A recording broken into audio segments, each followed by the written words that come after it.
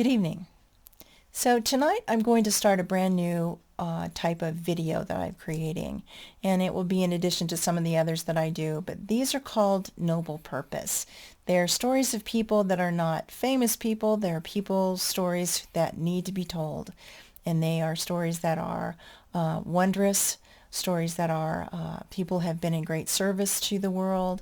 And I have the privilege to have interviewed a number of people that I was going to write a book under that title. And by the time I interview people for 6 or 7 hours, and then I take 15, 20, 25 hours to transcribe their story, and then to pull all the gold out of it to write their story in a chapter or two, and then I do that with several people, it's going to be years before I get their story out. And I really thought it's just more important that the story is told now. And so I have 3 videos that are going to be the story of John. The first story will be tonight. The second part of the story will be tomorrow. The third part the next day.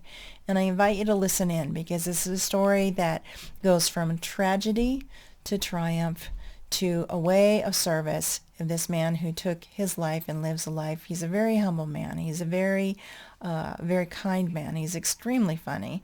And I get to tell his story, and it's a real privilege for me to do so.